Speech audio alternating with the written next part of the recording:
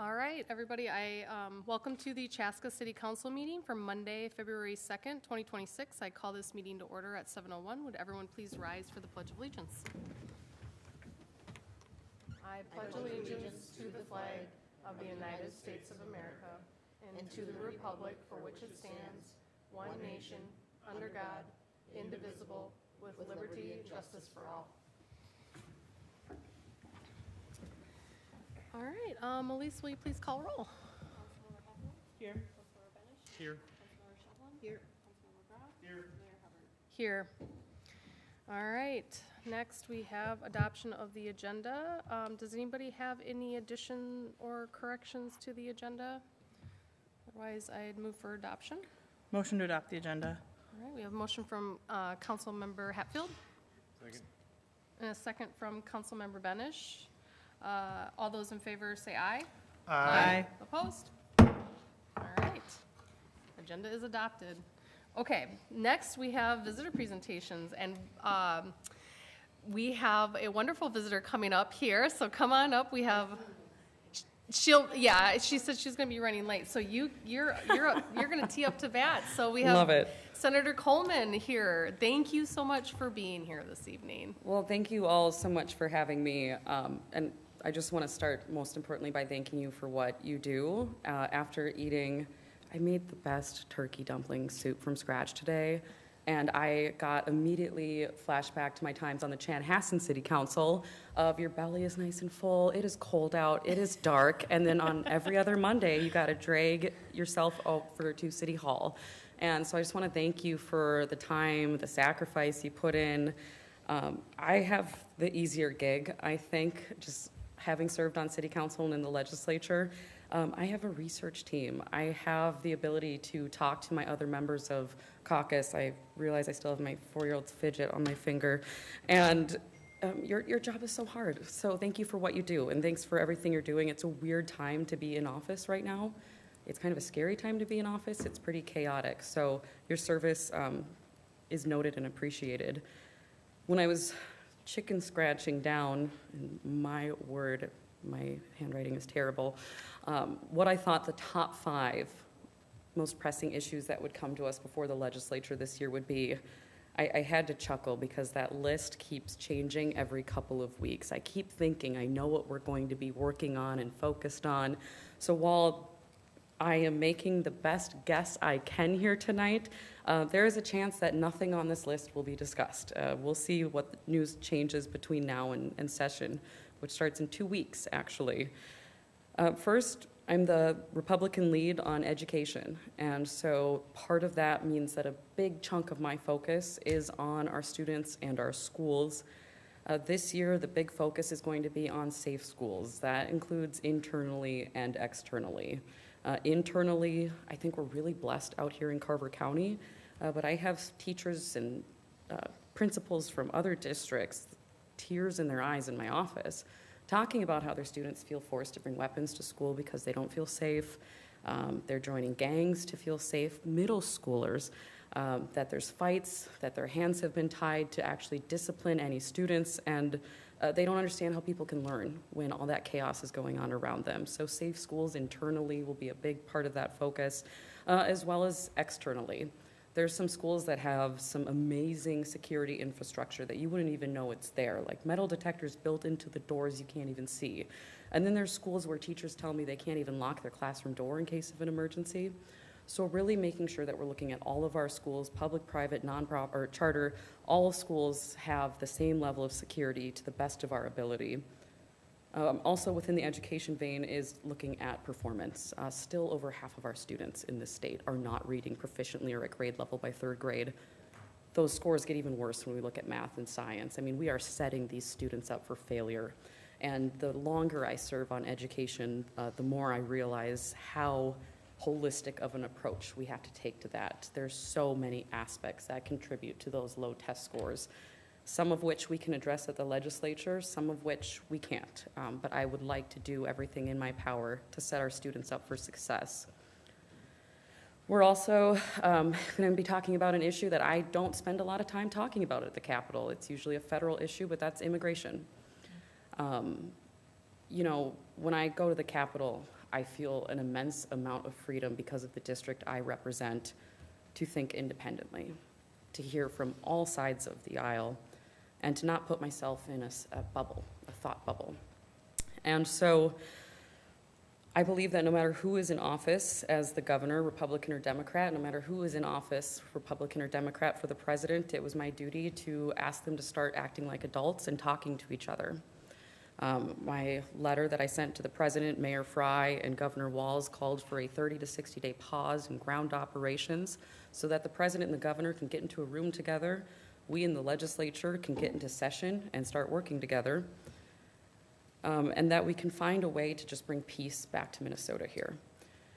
I work in a deeply divided government. There are 201 lawmakers, 101 Democrats, 100 Republicans. I have seen that people with deeply different beliefs can act like adults and get things done and work together, and I expect the president and the governor to do the same. It is a bonding year. That's why we are going in February instead of January. It is a shorter year. I'm not entirely sure there is an appetite for bonding at this moment due to the budget crisis that we are in this state, but the Chaska request remains one of my top priorities. It has for several years. I was so excited when we got a couple million to get that renovation and project kick-started. Usually, if I can agree with the contents of a bonding bill, I am one of the legislators that will vote for it. I'm looking for a clean bonding. This bill is go around no nonprofit funding. Let's just look at infrastructure, wastewater, government buildings, things like that. If we can get that, I am interested in coming to the table to negotiate how to get that done. That does tie into the other issue at hand, which is the budget. It's going to be ugly. We had an $18 billion surplus going into the 2023 legislative session, and I don't believe in mudslinging on other sides, but from the minority, it was incredibly tough watching that $18 billion get spent completely in 3 months. In 3 months, out the door, and we are facing a deficit, in addition to higher taxes and fees across the board. I am sitting in positions having to cut money from nursing homes and from special ed funding while watching a $750 million state office building go up across the street from me. I don't think it was spent responsibly, and I do think that we are going to have to make some incredibly painful and incredibly tough decisions. Lastly, fraud. That's something else that has come up over this last year. We knew it was there, but the amount of it has been actually unbelievable to see happening. And from talking to chairs, there's going to be more coming out. I have been working on this for quite some time. You will feel a sense of relief to know that it is a bipartisan effort in the legislature to put oversight into this and stop this from happening. Every single legislator can understand that people aren't going to trust us with their hard-earned tax dollars. They aren't going to trust in our ability to offer a social security net or a safety net if we can't get this under control. So this will be talked about extensively. I had a bill, after sitting on education and watching Feeding Our Future, I thought, well, if we had just made one site visit, this could have all have been prevented. And so I did have a bill. I wasn't able to get a hearing last year. I hope I can this year. That says you have to make one site visit before you start dispersing these funds, just one. If they claim they're feeding thousands of children, let's go see if they actually have a kitchen. So my hope is that we can just work together to make common sense changes to safeguard your hard-earned tax dollars. My hopes for the upcoming legislation, as always, or legislative session are high. My expectations are low. And that's just due to the nature of the current political environment. I was speaking to a committee chair who said, whatever your expectations are for session, I'm going to want you to lower them. And when you get to that point, I'm going to ask you to lower them again. And so while that's tough to work in an environment like that, my promise to all of you, to the people I represent, is when I go into the Capitol, I do not pin an R or a D to my lapel. I pin Carver County. I pin Minnesota on there. And that is my sincere hope, is to not try to get a win for a particular team, is to get a win for Minnesotans. I'm proud to say I have one of the highest bipartisan voting records in the state, and I continue to operate like that. So that's a lot of information, and there's going to be a lot more coming out when we get started. It's going to be like taking a drink out of a fire hose. How can people stay informed? I have a newsletter that starts up once a week, every week during session. Here's what we did last week, here's what's coming up, and here's what I've been working on. I also do the same to the best of my ability on all social media platforms except for TikTok. I refuse to get that one, but I'm on the rest of them. Within the social media and the newsletters, you'll see I do a couple town halls every year, but my favorite is to do open office hours every single month. I basically hang out at a coffee shop, and you can schedule time to come sit with me one-on-one and chat. All people have to do if they're wanting to learn how to sign up for security reasons, just send your name and your address so we can make sure you're not in any security databases. And I really don't care what side of the aisle you're on or what you want to talk about. I'm there to listen. And anyone can show up in the district. If you want to send topics ahead of time, or people like to send articles or literature they want me to read, I'm always happy to do some prep work for that. And if that doesn't work, come visit me at the Capitol. I have an open door policy for anyone in the district. I schedule phone calls for people who can't make it to the Capitol or out to open office hours. It's truly amazing, the stories you hear, and I love hearing everyone's perspectives. I always tell people we don't know if there's a problem, and we don't know how you feel about things if you don't put it in front of us. So please come put it in front of us. Lastly, it is a campaign year. I don't know who's up on the council this year. Oh, that's right, you guys do 2 years out here, don't you? Yep, and then 2 of our council members. All right. So you know the stress that comes with an election year all too well. And this year it's going to look different than all the other years given the tragedies that happened on June 14th. I am running again. I haven't publicly shared this anywhere because I'm waiting for things to calm down a bit so it feels like a more respectful time to make that announcement widespread. But what I can, again, promise is I have never once run a negative campaign. Not one negative mailer, not one negative ad, and I never will. And so what you can expect to see from me upcoming in 2026 as I transition from the legislative session to campaign season is I will not hit whoever my opponent is. I will simply focus on what I've accomplished, what I hope to do, and how I want to be of service to you. And I think that I would ask anybody up for re-election to join me in that, to do our part to be personally responsible for toning down the rhetoric and the noise and making election years stressful for every Minnesotan. This is how we can bring some positivity into that. With that, I'm happy to answer questions if there's time. I know I've taken up quite a bit of it, but it is an honor, truly, to serve you all. I got elected to the Senate in my 20s, and I still go there every single day, and I look up at that building, and I can't believe that I have the privilege to serve amazing people there. And aside from being a mom, it is the greatest honor of my life, so thank you for the opportunity, and happy to take questions if there are any. Wonderful. Does anybody have any questions for Senator Coleman at all? Oh, we got silence over here. We're all just all in awe, right? We have, the 1 million listeners on our YouTube, so, you said the low-key announcement there, right? Right. I'm just playing. As you can tell, we have a packed house today. We do have a handout at the podium there for you to take, and you're very well aware of some of our legislative priorities, and that's one of the reasons why I invited you and also Representative Ream here, just to kind of make sure that we're all working together, like you had mentioned. That I think that as elected leaders, we are most effective when we work together rather than sending sharply worded letters or trying to kind of sign petitions or things of that nature. Absolutely. Being able to kind of have that open dialogue, and that, we may not all agree on the same things, but trying to figure out how we get there and what's the end goal look like, and what's, what is the benefit to the community of Chaska specifically, because obviously that's the city that we're in, but you represent more than that. So some of the priorities, you had mentioned at City Square West. Yeah. Thank you for having the Senate bonding tour here. That was a really great opportunity this fall to be able to showcase I was in Israel, of course, when that happened, but thank you for reading my letter. Yeah, nope, that was okay. And we were able to communicate with some of the other senators of your desire that you've spoken with them, in communication, that this was a top priority. And so it means a lot that we are able to, have that be able to be relayed back to us through other committee members as well on that tour. And then, we know that's not a technical bonding year. It is.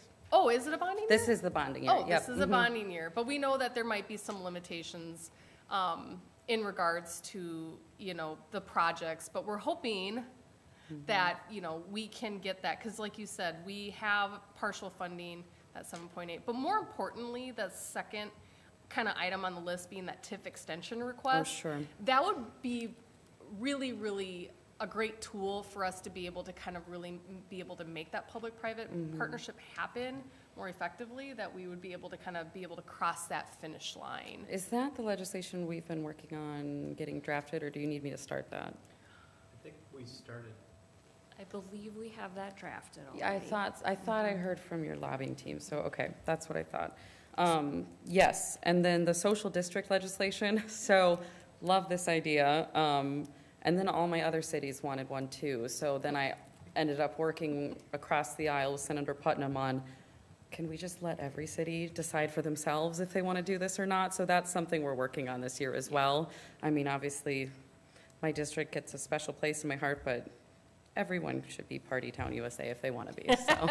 Well, and we know that we're not the only community that really saw the opportunity, especially when you look at communities like Anoka, I think Stillwater and Shakopee have those, that it's important for us to be able to be especially competitive with communities like Shakopee where they just reside right across the Right. river. What's the differentiating factor? That's one right now, and we want to be able to have that opportunity as well. So, yeah, I mean, making that happen on a larger scale for all communities, to be able to give them that tool, and then we can decide, you know, the specificities with the ordinance itself, great.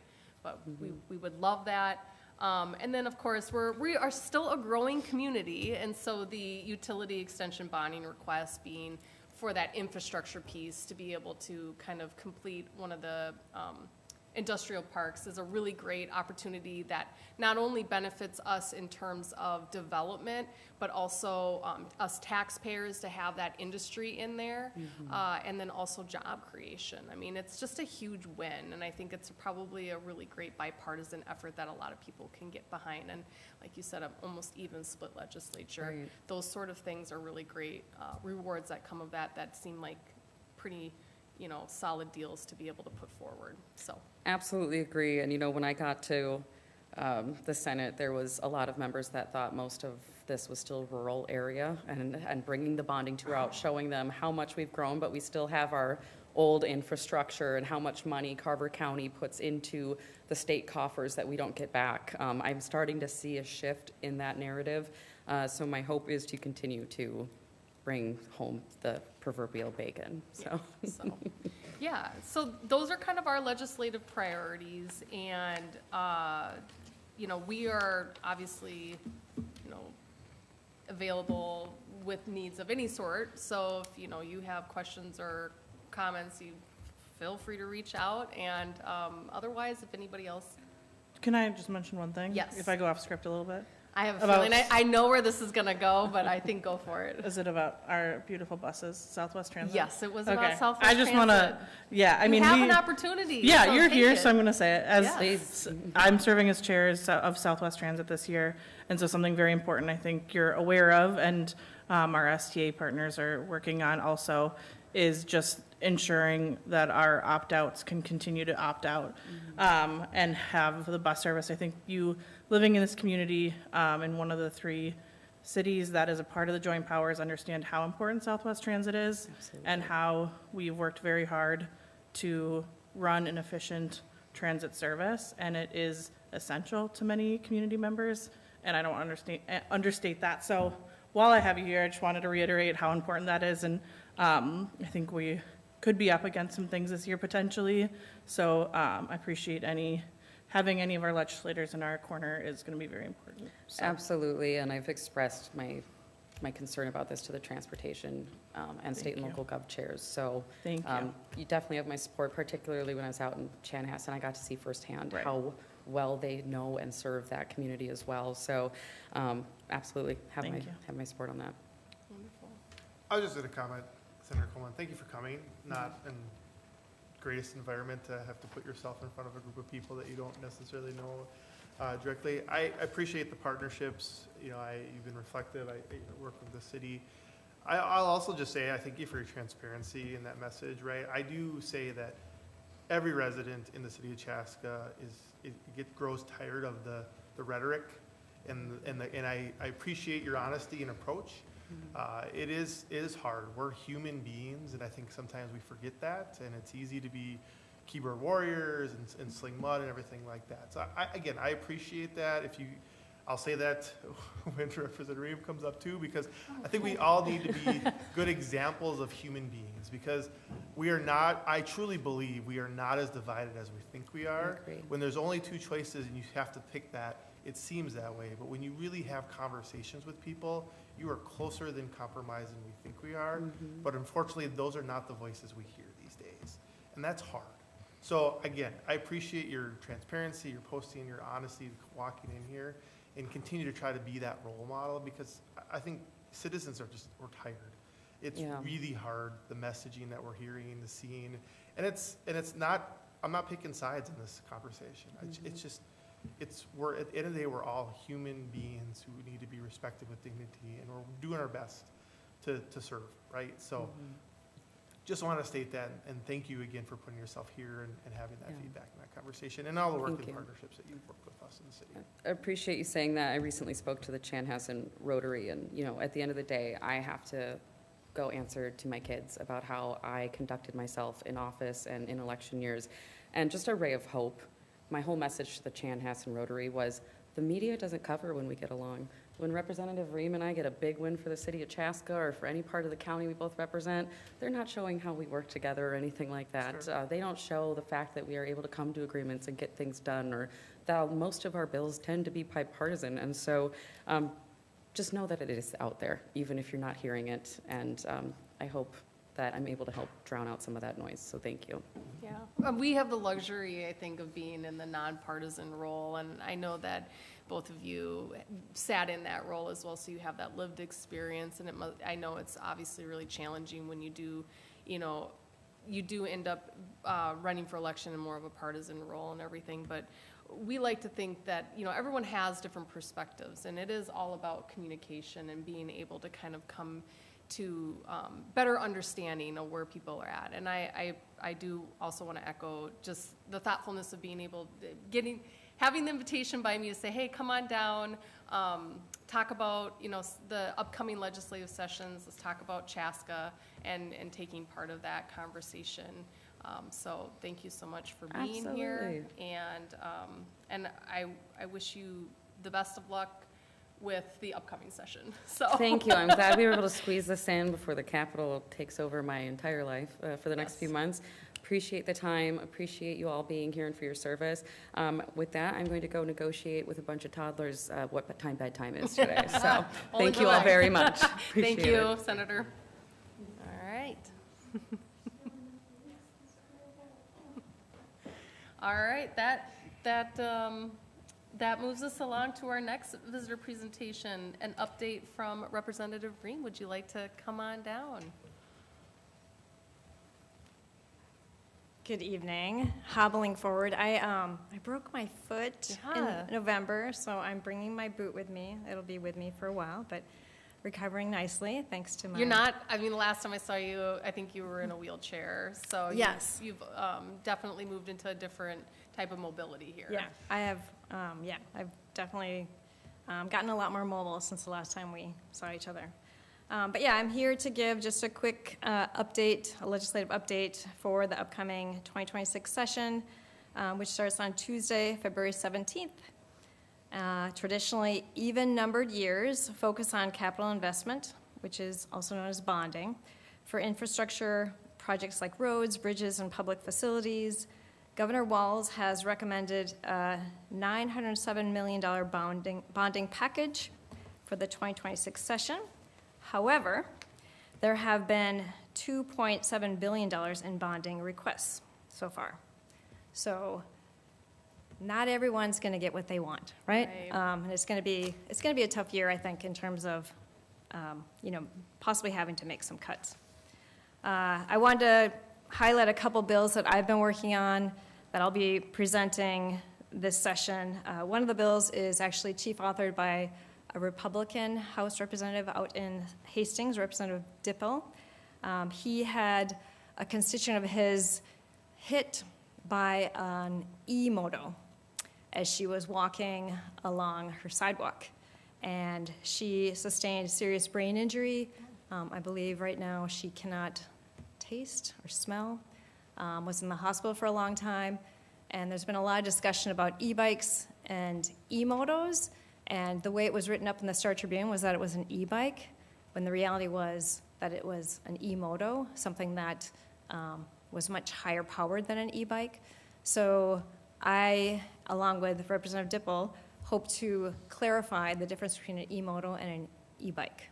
I don't know if you, actually the Chaska Police Department has done a really good job over the holidays. They talked about how parents should not buy an e-moto for their kid because they're really dangerous for. I think Mike wrote that himself. Yeah. So yeah, whoever wrote it did a really good job letting people know that e-motos are a lot more dangerous than e-bikes. And e-bikes, we want to classify them with regular bikes, what they call acoustic bikes now. They're helpful for people who maybe have mobility issues. I have a colleague who has a husband who can bike, has great endurance, bike long distances, and she wants to keep up with him, so she rides an e-bike so she can make it there and back. So we want to make sure that people can ride e-bikes, and if they ride an e-motor, we want them to be considered, those should be considered like a motorcycle and should be held to a different standard and under different laws. So that's something I'm working on.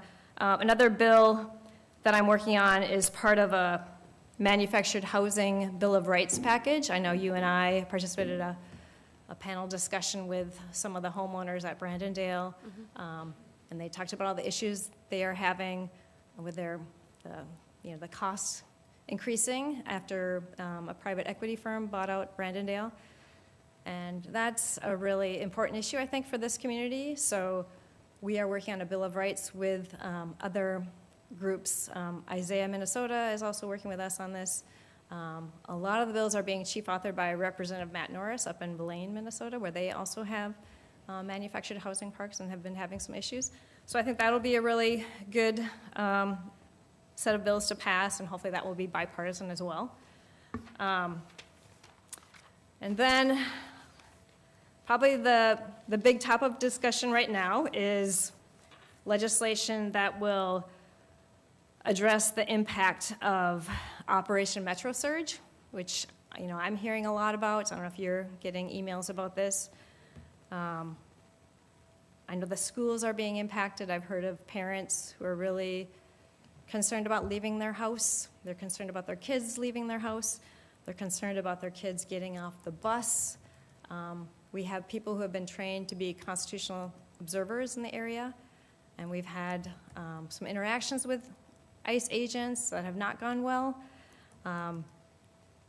So we are hoping to pass at least 4 bills, and I can list some out here for you. You maybe have heard about them, but one of the bills that we're looking at passing is a bill that would prohibit masked, unidentifiable enforcement agents from operating. We want to be able to know if someone comes knocking on your door and they've got a mask on. We want to be able to know that that is a federal agent, and we want to know, their name or have a badge number. Right now, they're not required to identify themselves. We want to know that the vehicles that are hanging out in some of these parking lots, we want to know who they are. We also want to restrict evictions. So right now, there are so many people who are afraid to leave their home. They're afraid to go to work. And that's going to be a huge issue if people are not able to make their mortgage payment or their rental, pay the rent. So that's going to be a big topic of discussion. Another bill we're looking at is a bill that would allow Minnesotans to sue federal agents for civil rights violations. I'm learning right now what my Fourth Amendment right is and what my Fifth Amendment right is. I think a lot of us know what our First Amendment rights are and our Second Amendment rights, but there are a lot of violations that we're seeing. And so we want to make sure that not only do people know what their rights are, but that if they have been violated, we want to make sure that Minnesotans can sue. And another bill is a bill that would limit collaboration with federal immigration enforcement that violates civil rights. And I know ICE is a federal agency, and I, as a state legislator, in my role, I'm limited in what I can do. I know at the city council level, you're limited in what you can do.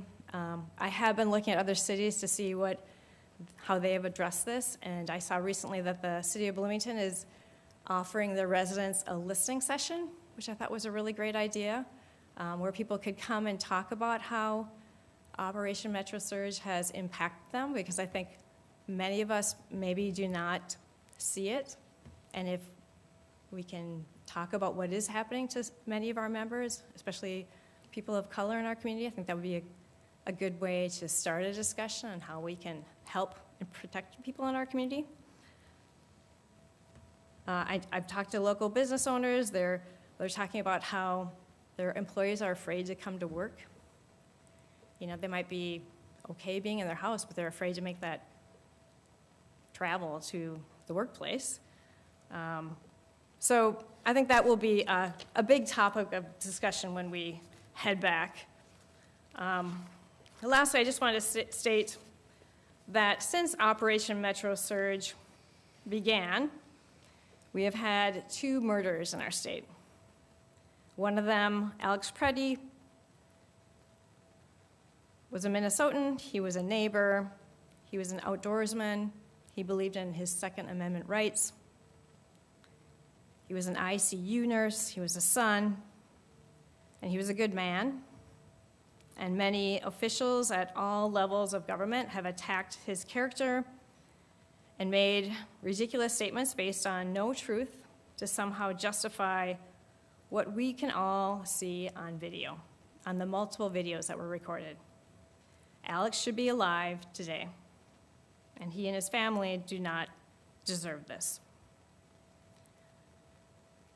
So I'm going to suggest that the city council does have some kind of listening session for members. I don't want to tell you what to do. I know some cities have signed resolutions, but I think a good start would be to have a listening session, because I can tell you some of the stories that I've heard, but I haven't experienced it firsthand, and I think it might be a really great idea to open it up to the community and have that discussion, because here in Chaska, there is a lot of ICE activity. Yes, we're very well aware.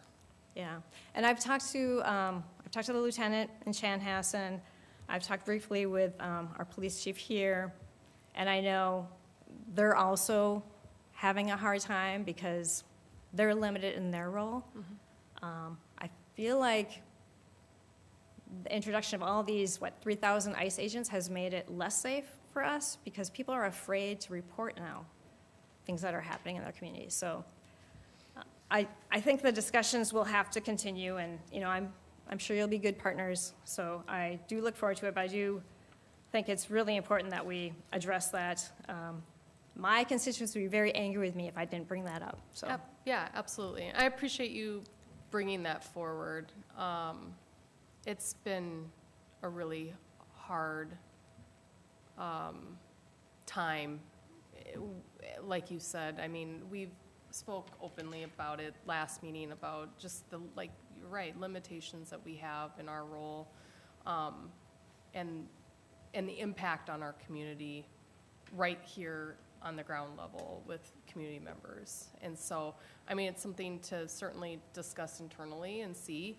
I think our stance as a council has always been looking through the viewpoint of what's going to be best served for our most vulnerable. And I understand the discomfort and displeasure of not being able to speak out about it and to talk about things. It's really hard. But I also don't want to do anything that's going to create harm to those that right now they can't, because they're just very scared. And so I don't disagree that they're not maybe opportunities. It's just a matter of when and what that looks like, and if that's something that is going to be good for the community that is at most vulnerable, and to walk alongside of them and to make sure that they're well supported in the ways that we can be of support. I hope that makes sense. Yeah, well, and I recognize that some people are very afraid to come forward, so, you know, maybe it would be hard to do this in a public, you know, town hall, maybe a more private, you know, discussion would be a better way to approach it. But I do feel like, you know, our people really want us to speak up and stand up for, you know, what's right.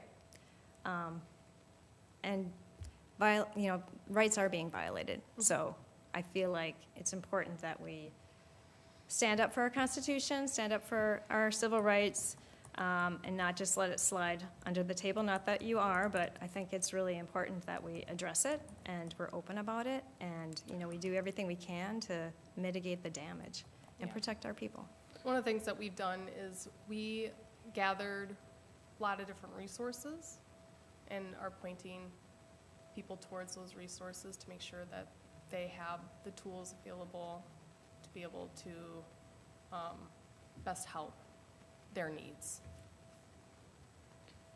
I know, you look like you want to say something, so I'll let you. Yeah, I mean, I think too, sitting at the local level, I think listening is important. I think we do that sometimes maybe differently than larger cities or other. I mean, we can walk into Target, or I can look up and down my street and see that. I can see the impact.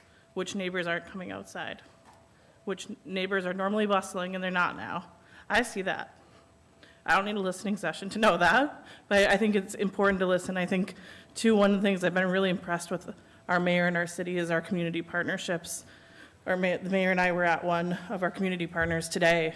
That is a much-needed resource for impacted people right now, and just hearing directly from them what they're seeing, what they're hearing, and that's just one community partner that I know the mayor has been very in touch with. Others, but I think it is important to listen.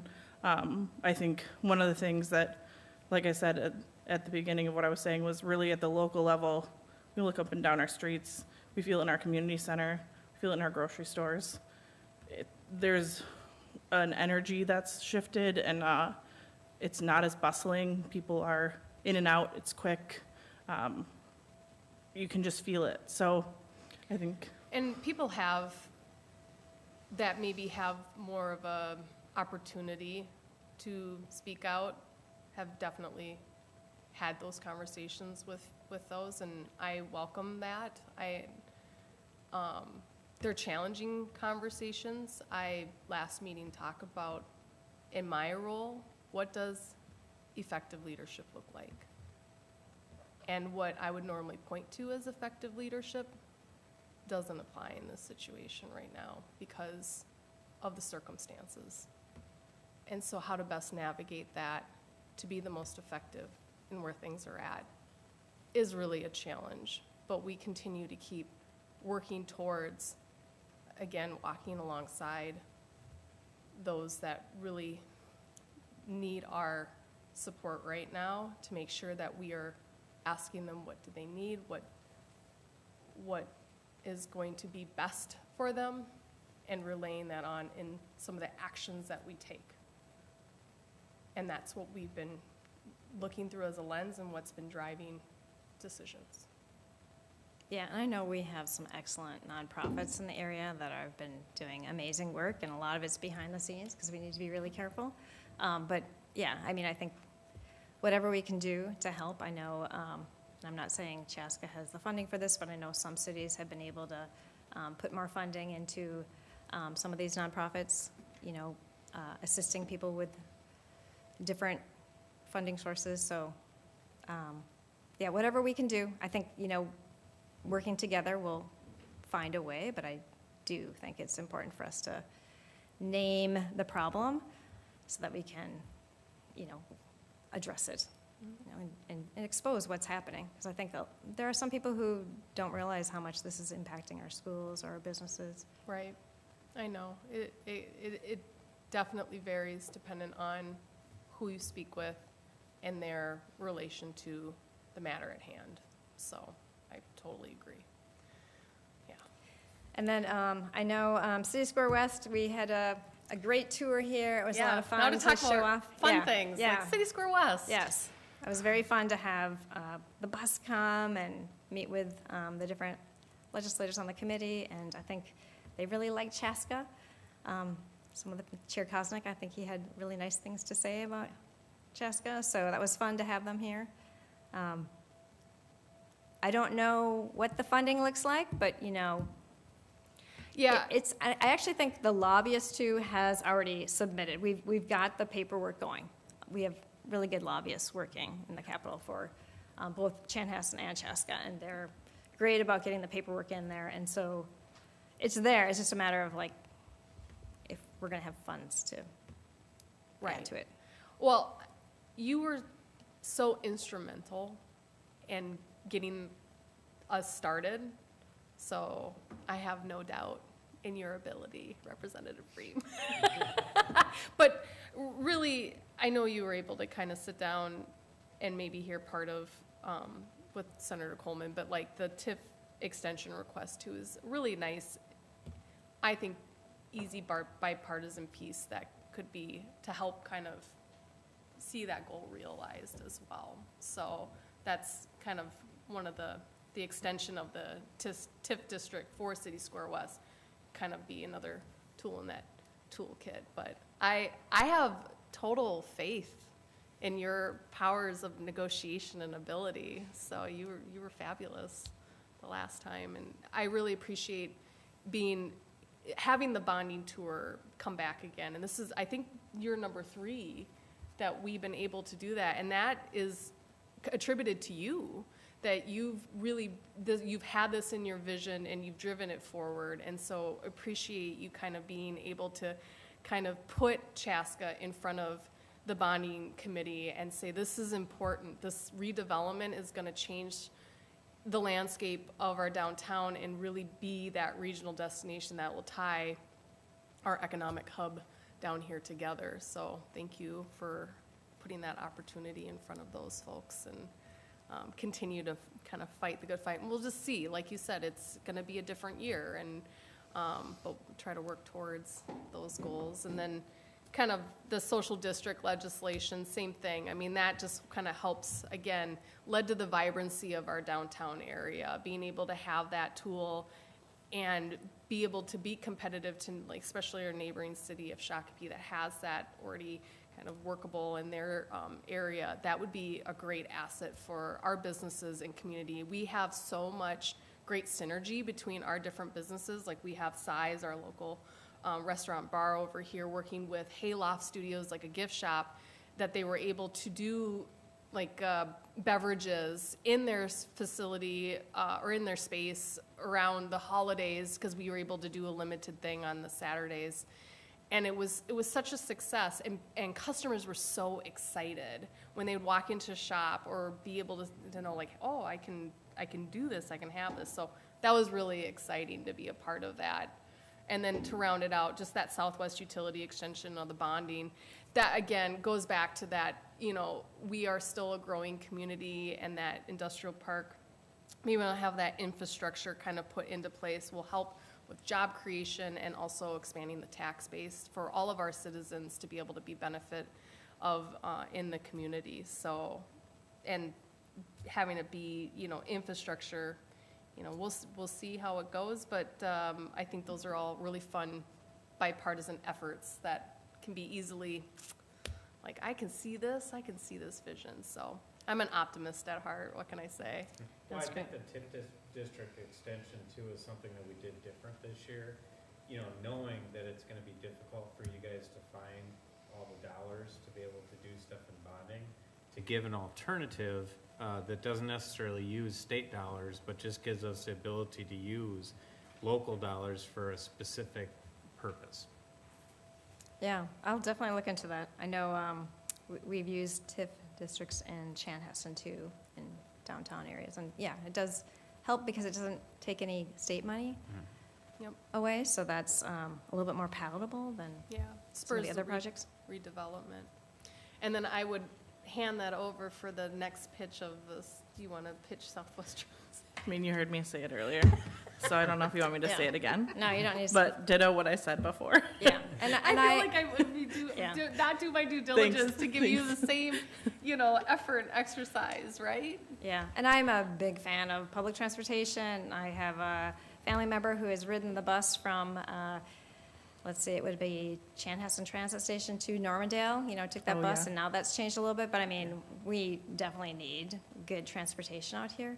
And Southwest Transit is amazing. I mean, I've talked to other legislators who live in other suburbs, and they don't have quite the level that we have out here, so they have a hard time understanding what Southwest Prime is, or, the different additional perks we have out here.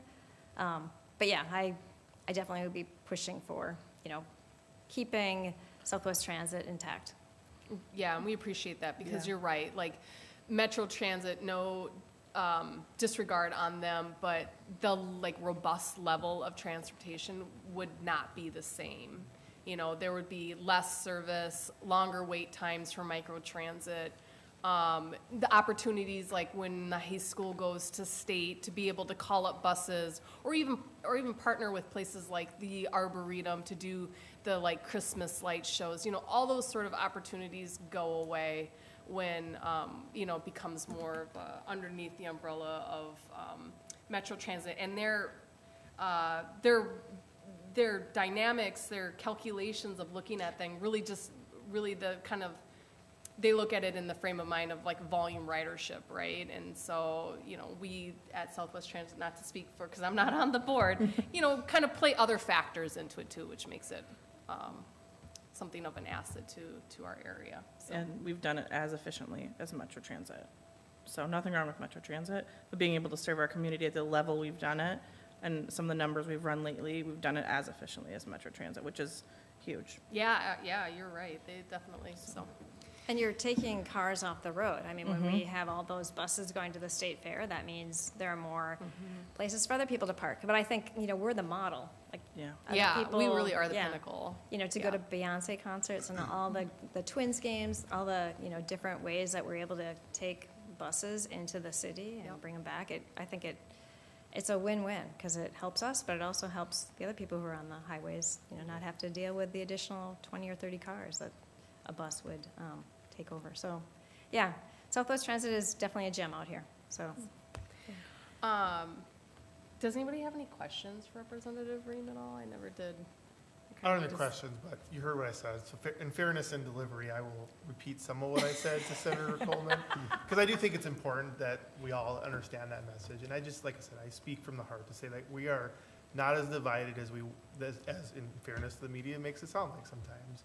And really just ask you and your colleagues to continue to try to be a beacon of compromise. And I know it's there, bipartisan's great, but we really just need to show that in tough times at the end of there, we are humans and we need to be respected with dignity and treat each other regardless of our different beliefs. Because again, I do truly believe that when you sit down and have a conversation with someone, you're not as far as apart that you think you are when you started.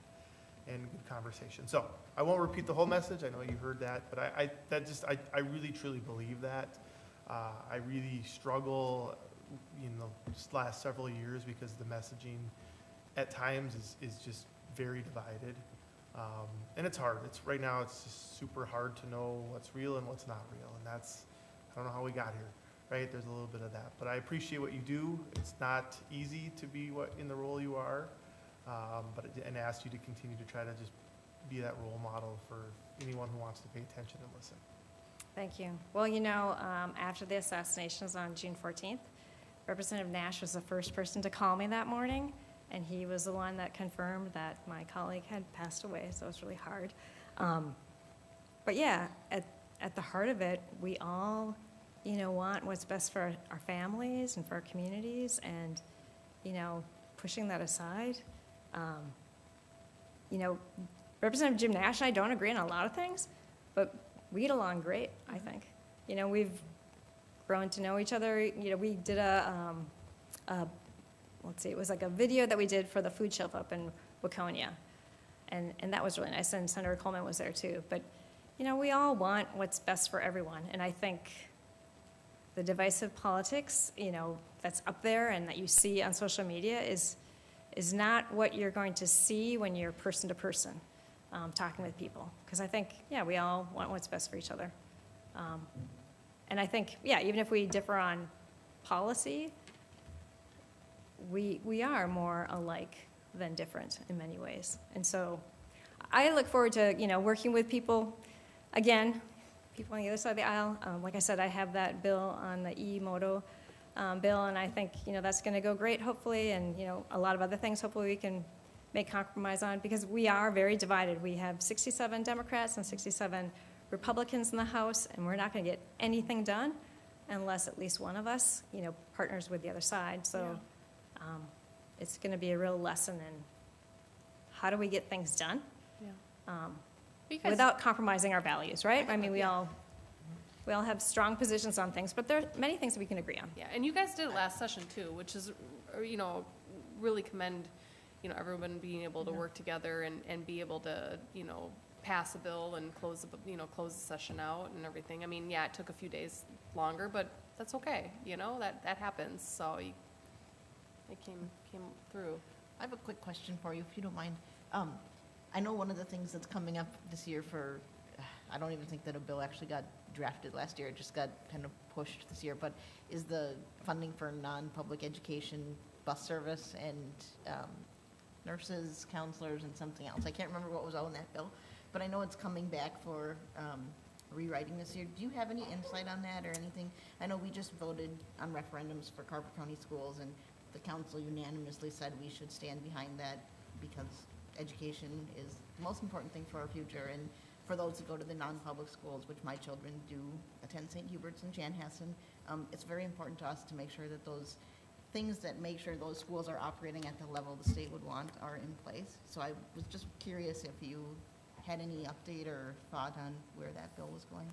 So that bill was kind of up in the air until the end, and then Governor Walz said that he wasn't going to cut any funding to non-public schools. So I don't think that's going to change. Okay. I don't know if there's new legislation that's coming forward that I haven't seen. It's coming up again this year, so 26, 27 will be debated at the end of this year. So I don't know okay. if you've heard anything. I haven't, Okay. but if it is on the list, I probably will be hearing You about will. it. So You will be. yeah, so that's a good flag for me. I will Yeah, take a and look I at that. appreciate, I want to say thank you for helping us the last time. I don't know if all of the private schools in the area did, but St. Hubert's had a direct line to you, and we were all sending, you probably got flooded with all of our. Oh, yeah. But it was really nice that you, even if it was auto email, I'm not sure, but that you wrote back to every one of us and, showed support for the way we are choosing to educate our children and the, cost that it came, you broke it out very nicely, and I thought it was very helpful to get that email, so. Well, I am a product of non-public schooling. Yeah. I mean, I've done both, public and non-public, so. But yeah, I did get a lot of emails. I do remember that, and they were some of the nicest emails I get. I mean, even if, they weren't happy with me or happy with my side of the aisle, they were very nice, and then after I responded, they responded back. So some of the nicest emails came from that group of It really is, parents. and it's true, there's over 700 children in that school alone, and they are extremely polite, wonderful people, but they have a huge investment in, that education. So if there's things we can do to help you or things that you'd ever want to just, let me know, because I can get you in front of that school staff and in front of the PTA and things like that. But we definitely want to work with you, not be on opposite sides trying to, again, bipartisan would be the best thing to do, because that is what that community is too, so. Yeah, and thank you for all the emails. So those, I do remember, the correspondence was very nice. I thought some of the nicest emails I've gotten. So, yeah, thank you for that. Yeah, just echo the sentiment that your job is not easy. We appreciate all the hard work that you put in. You're always very, very responsive, in lines of communication, whether it be phone calls, text messages, emails, and, you're at community events, and, you were at the ribbon cutting for the trail, and, different sort of, aspects of that, and you always have such great questions, and you're willing to kind of get in there and help. Really appreciate the relationship that you have with the city, and just, feel free to reach out if you need anything as well retrospectively. But I really thank you so much for being here tonight and talking over some of our priorities and vision. And it just, I wish you guys all, the best of luck. It sounds like a backwards way, but I mean, I really am, looking forward to the upcoming session and hopeful that, everyone can kind of be able to work together and you guys can put something great forward. So Yeah, and thank you for all you do. I think, Chaska's doing a great job. I think, I've toured that beautiful house. Oh, yeah, the Ernst House. Thank you. Yeah, that was a wonderful tour, and, Yeah. what you're doing with the downtown, making it more Downtown's exciting. walkable, which Yeah. is one of my passions, and, safer for people, but also preserving the history here is really great. It's really nice. We'll So- get you back in, because I think you toured the public safety building with me when it was Yes. really under construction. Now it's We'll have to almost get you done. back in soon, because it's almost, we're wrapping her up, so. Yeah, that was furniture's an in. awesome tour. Yeah, So so, I'd like to see that. yeah, absolutely. We'll get you back. Well, thank you. Awesome, Thank you. For all you thank do. you. Yeah, have a wonderful evening, thanks for coming out. Yeah, thank you for all you do. And Thank you. thank you for being the transportation. The Uber, Wait, did he have a choice? yeah. We know how this works. Oh, wonderful. Okay, well, that was two great visitor presentations here. And so that brings us next on our agenda to the consent items. Consent are often items that receive little to no discussion, although if anybody has any questions on a consent item, they certainly can ask about them. Otherwise, I would entertain a motion to approve consent items. Motion to approve consent? Second? All right, we have a motion from Councilmember Gra and a second from Councilmember Shevlin. Any discussion? All those in favor say aye. Aye. Opposed? Motion carries. And then that moves us into our action items. And so, our action items are 10A, the commission appointments. So I don't know if anybody wants to speak to that, but we do have, I can take this on, or do you want to? Go for it. I'm like, no one's jumping at the gun here, but I can do it. Mayor and council members, as you know, over the last 2 meetings, you had work sessions to interview commissions or members for different commissions. Before you tonight are what your requests coming out of those work sessions were. So for Planning Commission, Parks and Recreation, Human Rights, and Heritage Preservation. So we would ask that you make a motion this evening to appoint those commissioners. Once that is, if you choose to move forward with what's listed here, we will then work on getting them called and let them know and getting them onboarded and whatnot and ready to go for their first meeting. And we'll also continue with the open positions too, like the HPC to Yeah. continue to look for. I was gonna ask about that, if Yep. just, if we could just mention that there are still some vacancies for the Human Rights Commission and the Heritage Preservation Commission. That one's always so hard to say. So I guess if people are still interested and you happen to be watching or listening, that, hit us up. Opportunity to be more involved. Everybody knows a history buff. Right. Yeah, they can be on the HPC. Yeah. So just be aware, just real quick, we don't currently have the application open right now. So we'll look for some guidance as to when you want to open that up, and we will keep it open for a certain amount of time. Sure. And then close it and bring it back for interviews then. Well, And if I you're think- interested, maybe talk to one of us about it, so we Well- can. Yeah, I think thought we too, were I think gonna right Yeah. now, Back up for the last time we were gonna open what was it, alternate spots? There was 2 alternate and I think we Yeah. were gonna see if Yeah. maybe there were interested members that have expressed Yeah. interest previously and just see if we can reach within our own networks. was- Yeah, and I think that was sort of the thought is, if there's people that you guys want to talk to, Yeah. to try to encourage, and then once you guys have a chance to do that, if you have interest, great, we can get them applications. If not, and you guys come back and say, no, talk to everybody, you haven't found Yeah. anybody, then we'd open up a process. Yeah, I think, let's make Let's that do that. homework for each one of us, is to reach out to maybe somebody that, and you we know, have we 2 know. spots on Heritage, is that what it was? We have think there's 2 two on vacancies on HPC. heritage preservation and 1 on. 2 vacancies for alternative spots on Human Rights Yeah. Commission, which, those are good to fill because even though they're alternates, they do so many hands-on events. I think having those physical bodies there. And not everybody shows up for every meeting. Exactly. Yeah. I think that's really important. So I think, really thinking about 4 people, everyone has a goal of 4 people.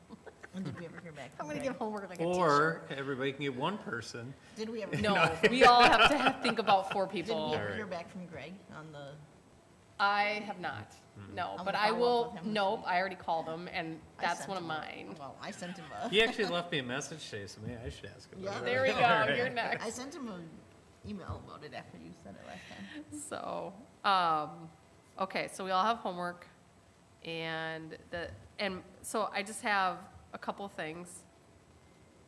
One, thank you to everybody who applied and is going to be listed out here and voted in, because it takes a lot of effort and work to put yourself out there, come in and interview before us, and to do the work. So, and want to be more involved in the community. So I show deep appreciation for that. Also show deep appreciation for the folks that are now going to be coming off of a commission, that have served their time, whether it be 1 term, 2 years, or maybe they've maxed out on the 3 terms, which is 9 years. I mean, that's a lot of time given to the community. And so that is deep appreciation that they've been great contributing members to our city. One request, is it possible, I know we've kind of been spotty here and there, is there a way that we can recognize those folks? You know, I Yeah. don't know, next month, I don't know how, March or something, because February is kind of already beginning or whatever, but Yeah, we I can think that have would them come be, in. I think that would be really commendable. And then, do we go by commission and just list out the names? I can't remember how we do this. Or do we just do it all in one fell sweep that's listed on here? I think if you do it by commission, I think that would be helpful. Okay. Then it's written into the record then. Okay, all right, thank you. Okay, does anybody have anything else to say? I would just echo the thanks. It's, I started my connection to the city through the park board, and it was one of the best decisions I ever made when I first moved. And, it's great to see people come forward and step up, and some may not even know what they were necessarily stepping up first when they got to know and did the research. And then a special shout out to our student representatives to serve that purpose. We talked here is when we interviewed them, that gives you hope in the future when you see bright young leaders come to the table. That I certainly wasn't thinking about doing that my senior year, junior year. So it's thank you to them, right? That's super cool, and just a special shout out for them, because there's a lot of ways they could spend their time, and they choose to help support the city that they live in. I was Yeah. going to say the same. We added the youth position to the Human Rights Commission a couple of years ago now, and I think was very exciting. And you're always a little worried that you won't have any youth that want to sign up, but I think we've been incredibly lucky that we've had some really amazing youths put their name in the hat to be appointed to these commissions and actively engage. And I'm grateful for them and grateful for all the applicants that came down. And just so people are aware, because you maybe you don't see this part, but they all come down. They have to in person stand at the Diaz? whatever it's Podium. called. Like, Yeah. Podium, there's the word, and get interviewed while we all sit here and interview them. And I think we're nice, but it is definitely, they have to take time out of their day to come do that. And it's always a catch-22, because we were able to appoint everyone to a seat this year, and that's not always the case. So it's a catch-22 in that, it's nice to have a lot of applicants, so you can have, kind of a diverse choice, but also nice when we don't have to make the hard decision of cutting out everyone, because it's always a solid group of applicants. So thank you to everyone. Yeah, I was just gonna say, and that it was a very solid group of applicants. Yeah. So. All right, so with that, I would entertain a motion to approve the planning commission or as follows: Garrett Campbell, John Purdy, Shri Raghavendra. I know I did not pronounce that right, and I'm very sorry, Shri. Tess Michaelitz, and then Matthew Rydberg. So I entertain a motion. Motion to appoint those individuals to the commission. Okay. Motion from Councilmember Hatfield. Yes. Second. Okay, second from Councilmember Benish. All right, any discussion? All those in favor say aye. Opposed? All right, they are approved, and then that moves us over to our Park and Recreation Commission members. We have two, Zach Sarizig, what is it? Sarizig, thank you. And Georgianne Keyport. I entertain a motion to approve those commission members. Do you want, To approve those commission members. Okay. I was just gonna ask a clarifying question. Do you want to just add the one-year student one? Oh, and then also, Yeah. the student member for 1 year. So the two that we mentioned would be the 3-year term, and then the student would be at a 1-year term, Neil Gotti. All right, you still Yeah. standing on it? Okay, I Yep. kind of figured. Motion from Councilmember Benish. Second. And a second from Councilmember Gra. Any discussion? All right, all those in favor say aye. Aye. Then, sorry, like, opposed? All right, I'm flustered because I don't like mispronouncing people's names. I apologize. Anyways, okay, moving on. Human Rights Commission. All right, we got 3-year terms for Katie McCloskey, and then we have a couple of vacancies, but then we have a 1-year term for Sean Haga, the student. So entertain a motion to approve those commission members. So moved. All right, motion from Second. Councilmember Gra and a second from Councilmember Shevlin. Any discussion? All those in favor say aye. Aye. Opposed? All right, that passes. And then the Heritage Preservation Commission, we have 3 openings, but we have 1 being appointed for a 3-year term, and that's James Plies, apologize. And entertain a motion to approve that commission member. So moved. All right, motion from Councilmember Hatfield. Second. And a second from Councilmember Shevlin. Any discussion? All those in favor say aye. Aye. Opposed? All right, everyone's approved. All right, congratulations. All right, that moves us along to our next agenda item, which is bills. Does anybody have a question on a bill? There's that me, because we just met last week.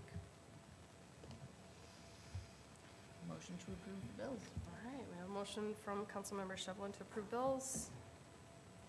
Second. And a second from Councilmember Benish. All right, roll call, please. Councilmember Hatfield, Yes. Councilmember Benish, Yes. Councilmember Shevlin, Yes. Councilmember Gra, Aye. Mayor Hubbard. Aye. All right, bills are approved. And that brings us along to other business. Let's see, Councilmember Hatfield, take it away. I mean, it's only been a week since we were last here. But, the fishing contest is on February 14th. That's always a great event. So highly recommend, even if you don't fish, there's other things to do. Come down and support the fire department. So that's the 14th. And then the community center carnival is on March 6th from 5:30 to 7:30. And that's always a great event. It is free. They do have games, prizes, bounce house, and more. It is a free event, but they do take donations for the the scholarship fund honoring Nick Mason. And so that's always a really nice event. So highly recommend that as well. I think that is You're not gonna talk about the puzzle contest again? no. I've been really sad about how bad we lost. So Are you entering again? no, I'm busy that day. What day is that? We have, It is, there's the puzzling contest on Friday, although I think the sign up is over now. No. Or it's on Saturday, sorry. But I think the sign up might be over. Maybe not, I could be wrong. But if you really like puzzling and you're listening, it was a lot of fun. We were just really bad at it. all right, Councilmember Benish, do you have any fun I- facts? I don't really have any fun facts, no. No, nothing? Nothing that came up in the last week. I know, it's kinda hard when you don't have, so, Yeah, so just hang tight and yeah. all sorts of stuff? Mm-hmm. All right, Councilmember Shevlin, what about you? I do not have anything today either. Nothing for you either, huh? Okay, that's okay. That's fine, then. What about you, Mr.? I have 2 quick Councilmember things. Gra? Just, I know we always brag about how awesome our city is, so I'll take that opportunity. I spent most of my day well away from Chaska yesterday, and actually Saturday, but mostly yesterday at White Bear Lake. And it snowed, right? We all know it snowed. And we were picking my other son up at a neighboring community, 8:30-ish at night. Actually, no, it was 9:30. It was closer to 9:30. And I made the comment out loud that, man, they should probably plow the streets. And she goes, my wife says, well, how do you know our roads aren't like this? I'm like, I know that our roads are not like this.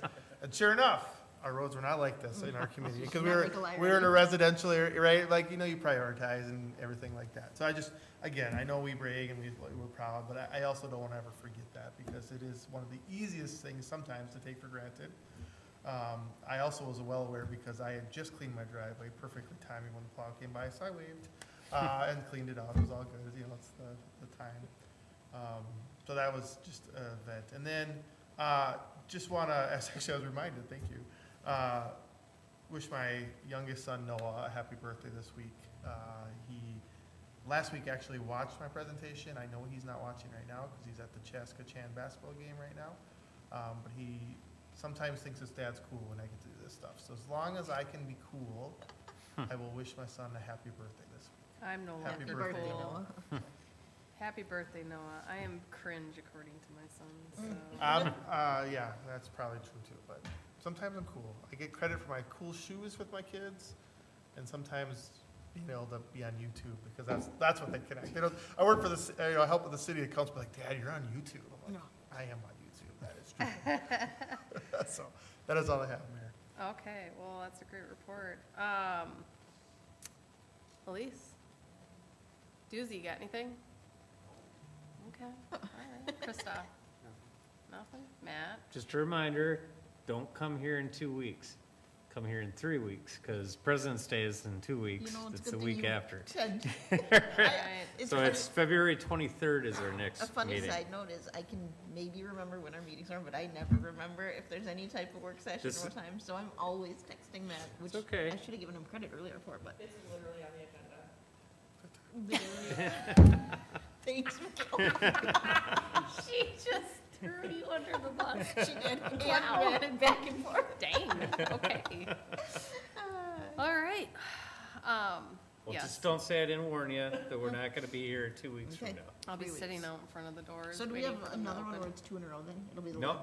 that yes, last we'll February have Yeah. it February, Yeah. February 23rd And then and the March 3rd of 2nd. Yeah, okay. Okay, check that off on my announcement list. And we're good for the rest of the year. Yeah. I think Will you're we, right. on the No, 20, 4th of July. on November another one. 23rd, wow, what month am I in? Will we have a work session, do you think, on the 23rd at all? No, I don't think so. It says in the bi-weekly here that it's Yeah. not scheduled at this time. That's what it said. But we might- but we See, might now that tour Michaela pointed it out, we're all. We could all have I fun. read it, So- I just, you guys, I don't, What's I'm that? not gonna memorize maybe it tour word the for public word. safety building that day? Oh, that's why it's put in there. We're going to tour the Public Safety Center. Yeah. Yeah, so we're going to, I was trying to tee it up so that you could hit a home run, Matt. it sort of sounded like you didn't read it, but, Ooh, that was not even a rollback, that was like a 18-wheeler back. I take back all the things I all said right, all earlier. right. Do we still get to wear construction hats? No, you don't even have to work, you Oh, can. man. You can You wear really one want if you to? want. No. No, All right. Yeah, but no, we will do the Does tour Taylor get a then. golden shovel from it? I won't, yeah, well, it's a little late for Oh, the it's golden true. shovel. And then That's why we the dig meeting out on the the yard. 2nd, we're going to do a work session on the restaurant in the Curling and Event Center. Oh, sure, okay, that's good. So what time do you want us at the public safety building on the 23rd? 5:30. 5:30. Yep. Okay, so, well, that's fun. All right, a couple things. There is a open, well, the city staff communicated, the Highway 44, Big Woods Boulevard. There is actually an open house. It wasn't listed on there, but I did double check with Nate. It's on February 12th. It's from 5 to 7 p.m. and it's at Westbrook Community Church. So I'm sure that will be announced more publicly to the public, but just so you guys know. Some things coming up on the calendar. We have the fishing contest, which has been well covered, and it is a great event. And if you have not bought a raffle ticket, go find a firefighter. They'll sell you a raffle ticket. You can maybe win some money. Or if you want, just come, eat the food, have fun, go ice fish, go enter the bucket raffle. Just, it supports all the endeavors for the Relief Association. So it's a wonderful event. Happening that day a little, well, kind of at the same time, but is the polar plunge. And I'm only plugging it for 2 reasons. Shamelessly, my husband is jumping in for the 3rd year in a row with the Carver County Sheriff's Department. So, Boo. Just kidding. yeah. That was a well, There's quite a few Chaska police officers too. and that's the other reason. Don't they have their own He team, works though? for the jail, which is all underneath the. You have your own team? Yeah. Yeah. So, Yay. are you That's why I jumping? booed. Why not? Why not? I noticed Martine gets out of it too. I see his son's jumping, but not him, so. It's Who 'cause- from the police department is, do you know? Oh, I don't know all of them, but I'm gonna assume Adam Hastings, Fanning. Our chief deputy is this year. Chief Yep, chief is. Siebert? Mhm. Oh, I'm going just to watch that. There's a list. So if you go onto the Polar Plunge website, you can donate. And you just have to look up the date. It's February 14th. It's the Lake Waconia one. And then you can look up, there's the Carver County Sheriff's team, but then there's also the Popo Plungers, which is our Chaska PD. And so go- Popolar plungers. Oh, Popolar Plungers. Oh my So- gosh, there's a lot of people jumping. Yes. So it's a fun event to be able to witness. My hat's off to them for doing that and braving the water. When is this? It's on the 14th, and it's over at Lake Waconia, Maybe the over by council should- Lola's Lake Maybe House. the council council, that's should what I do should say, maybe the council. I'm busy. I have to help with the relief, Puzzles or plunge? so I am unavailable to You'd jump in raise icy much cold more water. money from me by me paying not to do it than. See, we just need to get Matt in the dunk tank for fire and The ice. water was cold too. Yeah, probably not as cold as the Probably not. polar plunge. Especially this year, it's been so Except for cold we this go year. Over and over again. No, I don't know what's worse. Anyways, okay, so that's happening. There's Sweethearts Dance that the Chaska Park and Recs put on. It's on, oh man, I wrote the date down, or I didn't write the date down. It's on the Saturday. I will look it up, but, it's on Friday the 27th. 20th. It's the 20th. It's the Friday at the Event Center from 6 to 9 p.m. This is the most adorable event that they put on. I used to go with my son. I've been begging him to take me this year. He refuses, sadly. So I can't go. So I'm just gonna plug it for everybody else to have that opportunity. 6 to 9 p.m. at the Event Center. Chaska Bash is also on the calendar for it's a great fundraiser to support the extracurriculars like sports and arts and activities for Chaska. And that is on Saturday, February 21st at 6:30 p.m. at the Event Center as well. So that's a great opportunity to kind of spend time with some of the other parents and support those endeavors. So, and then, we talked about the meeting is on the 23rd, and so that's everything on my list. Anybody have anything else? Otherwise, I'd entertain a motion to adjourn. All right. Motion to adjourn. All right, motion from Councilmember Hatfield. Second. And a second from Councilmember Benish. All right, all those in favor say aye. Aye. Opposed? We are adjourned. Thank you, everyone.